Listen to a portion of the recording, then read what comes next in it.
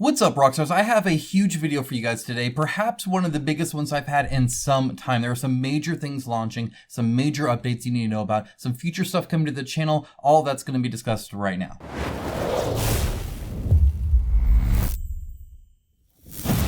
Alright, first things first, you can win a $50 gift card if you're in the USA or Canada. In the link down in the description below, which everything is down below, of course. Game Work Create, they sponsor the channel from time to time. They're not sponsoring this video particularly, but if you subscribe to their emails, they will send out a newsletter with further instructions on how you can win that. That's just for you guys, so stay tuned for that. Firefly is launching. At the time of recording, it's 10 hours from launch, which means by the time this goes up, you need to be checking this out. Again, all games are linked down in the description below, plus many, many more. Check out that. There is a load of links there for you. Feel free to peruse at your leisure. Leisure. Anyway, Firefly, the game, 10th anniversary collector's edition with all the stuff in there is coming out very soon. I know a lot of you guys are excited, and I look forward to seeing what all the fuss is about because I've never played it before, but I am on a kick for card games. More on that later.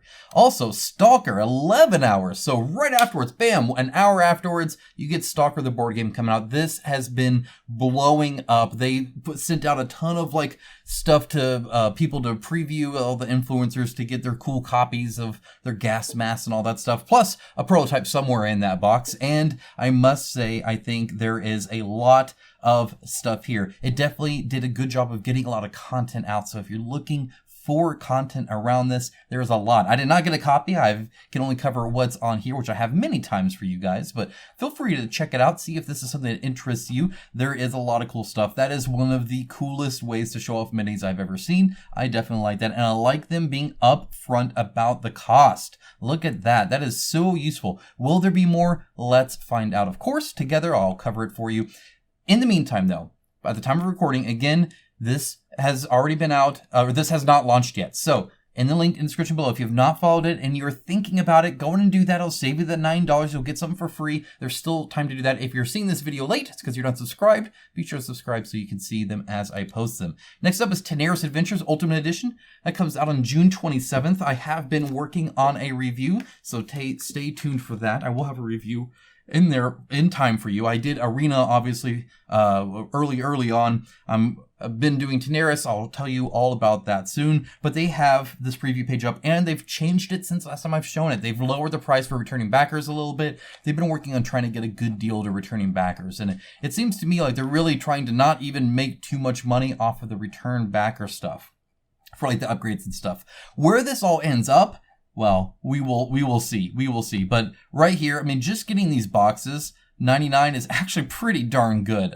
Plus the foreteller narration, right? You have to add the 25 to include that, but still, that's actually pretty impressive. But you guys let me know in the comments what you think. I have some updates in today's video based off your comments. I do read them and I do appreciate them. It lets me share stuff that's applicable to you guys, which again, more on that later. Scarface 1920 Bloody Business comes out 21st of June. Now, I actually am super pumped to get into this game. However, Tanares has been taking up my attention, and there are a few other things coming up as well. But I do want to still give you my thoughts on the gameplay, so I'm going to try and fit this in. It probably won't be by the 21st, but if not, it will definitely be during the campaign. I'll let you guys know, at least first impressions, what I think. But I'm very excited for this. This is really a reprint plus an expansion. So if the first one looked interesting, this one probably does too. All right, next up we have Dragonbond Quest, a cooperative card game for 1 to 4 players. This is kind of the spiritual successor to the card game for Warhammer Quest. I will let you guys know now that I actually will be getting a prototype of this, so I will be on the lookout for that, and then you guys need to be look out for my obvious first impressions, reviews, all that kind of stuff coming up soon around this. But definitely excited to try it out. I'm interested in Draco Studios, especially as they get into more board games, and I've always been interested in the card games like this. So excited to kind of try out every feature it has. Next up, The Last Spell, the board game. It only has 3 days left to go, and that's at the time of recording, so it's like 2 now by the time I post this to YouTube. So, yeah, again, linked in the description below. Now it's kind of your last chance, but it also means it's right before the last 48 hours, so you guys have a great chance to see what all the fuss is about, where everything is at, everything they've been adding to it, all that kind of stuff, and just kind of seeing all the different stretch goals, add-ons, just where everything ends up. It's always interesting to see a campaign at the end versus the beginning. But as you can see, a ton, love that one, a ton of stuff unlocked. So definitely interested in that. Next up, we also have Assassin's Creed Brotherhood of Venice. Again, also 3 days to go. So right before the last 48, go ahead and again, check this out. They have it nice and summarized up here. Here's everything you're grabbing. As you can see, quite a few things, definitely adding more to that experience. Next up, we have Studium. This is a Studium No Exit. This is kind of a small talking point here. So I'm going to kind of lean back and discuss this with you guys. So this is kind of interesting. It has 16 days to go. It hasn't really moved since before, and I don't think it will until maybe the last 48, and then it'll either go up or down. I'm not sure. The one thing I will say is, while there's definitely potential, especially for an indie, especially if you want to support an indie, all the merrier. Feel free to do that. Just know what you're getting into. I always want to caution you guys when I cover stuff like this, and I'm always debating whether I give airtime to games that I view as high risk. The reason I view this as high risk is because they've already made quite a few rookie mistakes in the campaign, which, again, hopefully they grow from. But if they got so much fundamentally wrong in the campaign, I worry about their ability to develop, manufacture, and distribute globally a game as advanced as this without any hiccups, without just a really rough time, or maybe even at all. Now, I don't want to be a doomsayer or anything like that, but I do always worry about that kind of stuff for you guys. And just, how different it'll be. So, for instance, there's some oddities like this. They did some traveling during the campaign, and this person here said that they were traveling abroad. Did you plan a vacation for the middle of your campaign? It seems like you disappeared from the comments today. If so, this is a weird choice. And their reaction to that isn't reassuring the customer that, oh, hey, don't worry, we got people covered. There was definitely people here, or, it's a short thing. We knew about it ahead of time, and, we made sure to answer as much as possible, and we were going to afterwards, or anything like that. Instead, it was, we really do not appreciate this comment. People on the team are working nights and weekends to deliver this campaign. You choose whether or not you want to back the project, but this kind of negative sentiment to the reality of the lives of our team is unacceptable and doesn't have a place in the comment section. This is such an extreme, odd reaction to me that it makes me worry about when future issues come up, and if people just even nicely, even calmly voice their opinion, if it differs from them, they're just kind of like then don't back us. And we have no place for that. It's just very, very odd response to that. One of the weirdest responses I've seen from any creator on Kickstarter ever, actually. This is one of the most kindest ways I've seen anybody online even disagree with something. And so to respond like that, it just seems extremely weird to me. Additionally, there are some things like this. This is just odd. So you'll see here, obviously this is an extremely skinny part of the miniature. They definitely model their miniatures without any forethought into the final production plastic in this miniature and what's realistic or not. So the renders you see are not based on any kind of reality. In fact, last I heard, they hadn't even decided what plastic to use. In fact, even asking the scale of this, there was comments about this, like, hey, what's the scale? Some people said 28, some people said 55 to 75. Who knows? It's just, there's a lot of that kind of stuff that I really caution you guys with. Again, it's linked down below, because if you want to back, if you want to support them, if you want to get this game and you're okay with putting the money towards it, by all means. But they're asking $200 or more from you guys plus shipping, and I can't confidently tell you guys to back it. So let me know what your thoughts are on covering stuff like this. Is this something where talking through the things I'm looking at help you maybe see things the way I see things, or hear another side of things? Or do you think I just shouldn't give them any airtime? Let me know in the comments below. I'm honestly curious what you guys want to see when it comes to covering stuff like this. I think it's a good thing to talk through. And at the end of the day, people's money is people's money, and you guys can do whatever the heck you want with it.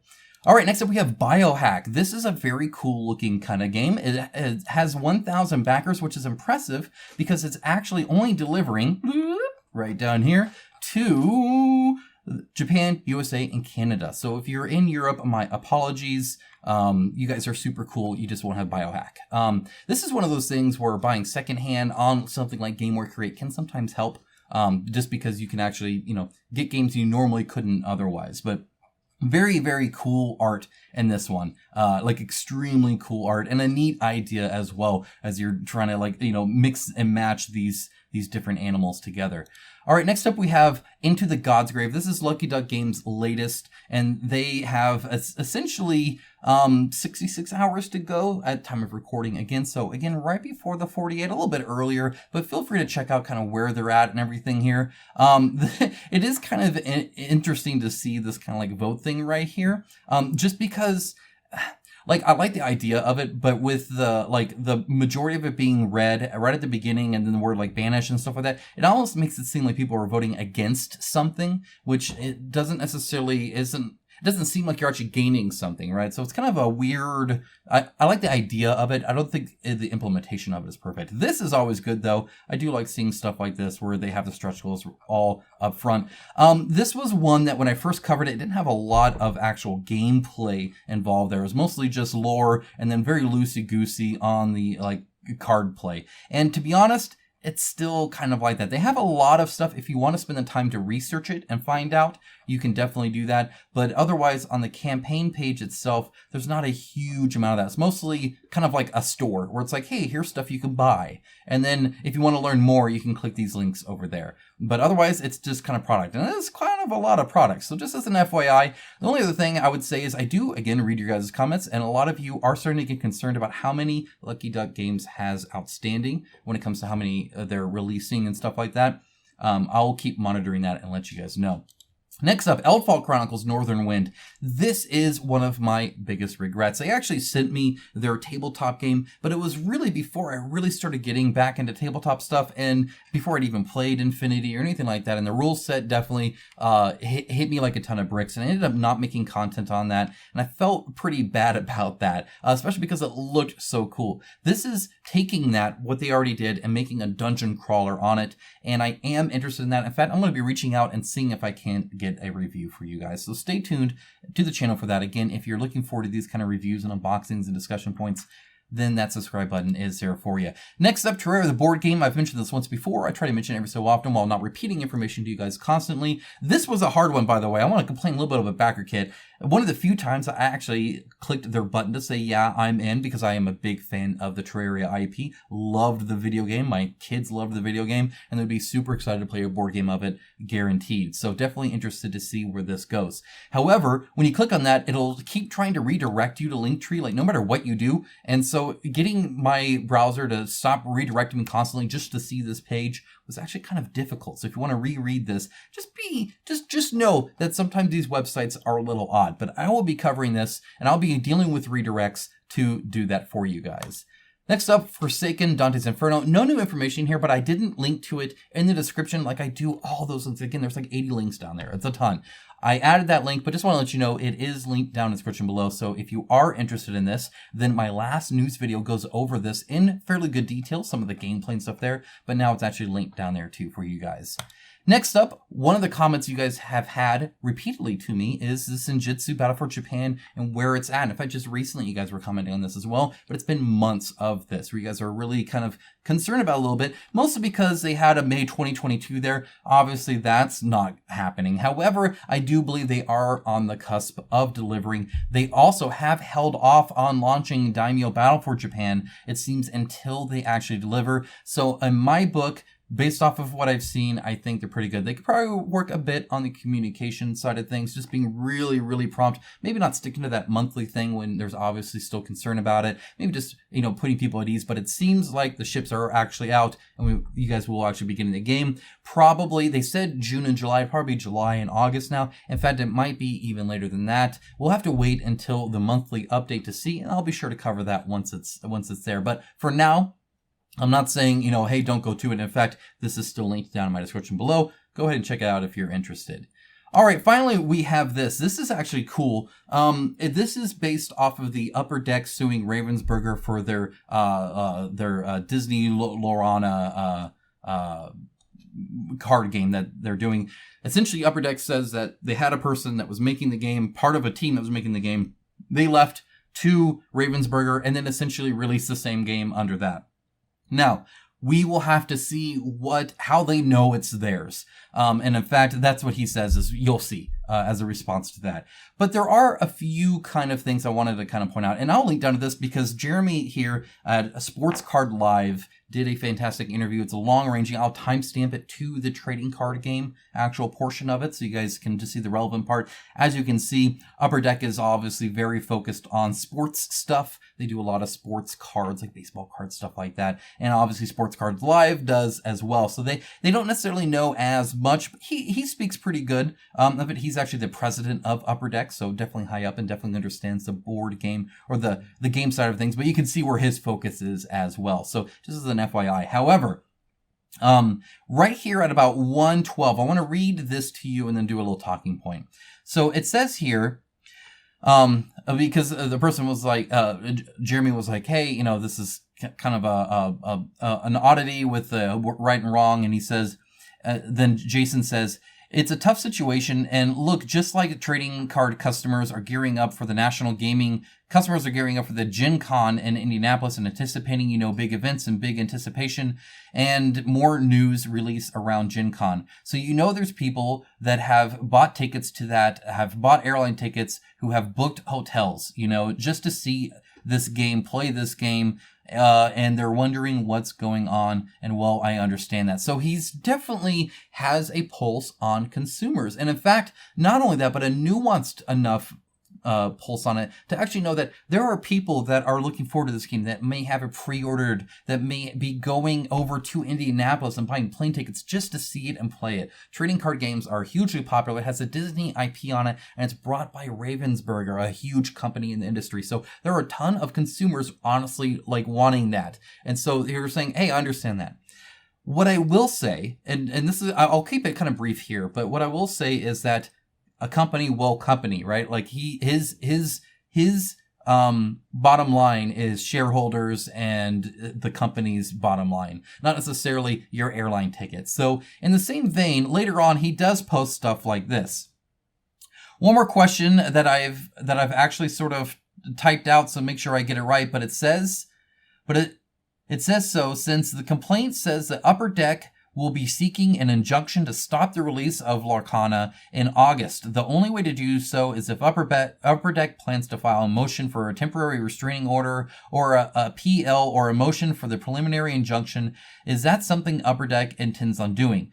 Then, of course, the president responds with, well, look, this is, I think, the part where Paul's going to be disappointed. You know, I'm not going to get into the kind of legal strategy as we go here. And no, our lawyers are meeting and conferring and talking about all the different steps we go. I think that's the hardest part. I think for anybody who's looking at a case unfolding is to figure out exactly what the strategy is. What are the steps that each company is going to take as they go? Because the only people know that are the lawyers on each side. Okay, yeah, I think probably that. Essentially saying that, hey, we're going to keep things, you know, close to our chest. We haven't announced it. In other words, they won't announce it until they do it. So the only thing I'll say there is, while they might understand, you know, where we're from, your airline tickets aren't what they're discussing. They're discussing their IP. They're discussing their, you know, efforts in there and what they think have been stolen and not. And they talk a lot about bad actors and stuff like that. And that's kind of a side thing, I think, to what's going on here necessarily. But just as an FYI, it's great that they understand, but at the same time, company's going to company. One thing to note is there's actually a cool comment here. This person here said Lorcana's patent was in December 2021. UD's game was April 2023. Same game, Inkwell, Duel Master mechanic, monster spells, artifacts, enchantments, all games have them. Depleting someone else's life points or achievements or point total. I did the comment on you're getting 20 of this versus 20 health from Magic the Gathering. A lot of that's very similar, and that's actually fine. What you can copyright typically is the actual rules, right? And what I believe is that Upper Deck waited until the rules were posted, and that's when they pounced on it. That's when they noticed the similarities. We will see. I'll keep you guys updated, of course. Now, the one thing I want to leave on, by the way, is this. First of all, I hope you appreciated this video. I spent hours doing research for this, reading through campaigns, updates, your guys' comments, reaching out to other people. In fact, some people that I reached out to haven't responded yet, and so I've held off on that because I want to get their response before I discuss that with you guys, so you guys have the best information possible. So if you appreciate that effort, at least leave a like on the video or a comment thanking me for that. I do appreciate it. I do it all for you guys, of course. If you want to see more information, like for instance, on Patreon, I'll be doing a monthly Q&A where you guys can ask me anything, and I will be discussing that. And actually, at a little bit of a higher tier, I'm going to be doing a video series. I'm calling it Extended Edition for now. I think that's the working title for now. I've been working on that title, but I'll be talking specifically about these 3 sayings, and I'll be doing that this week. It'll be giving airtime to bad deals, like I said. I'm kind of thinking through that. Thoughts on the Upper Deck and Lorcana issue. I'll be giving more thoughts on that, at least more nuanced and detailed thoughts. And games I'd never touch without an IP attached. That's something that didn't even make it in this video. It might make it into a future video, it might not, but for now I'm going to discuss it kind of in depth over there. Some things I just have more to talk about than time to share with you guys. So just kind of putting them there so I'm not spamming the channel and stuff like that. But really do appreciate all of you guys. Thank you so much for your support over the years. I look forward to many more, and I love doing this work for you guys. For sure. One last note is the lighting will be improving. Again, thank you so much for the support. It definitely helps that, and I'm putting that to good use and lighting up this room more. All right, guys, that's it. That's all I had. Again, stay tuned for everything else that's coming up. Links down in the description below. Have a great one. Take care. Bye, guys.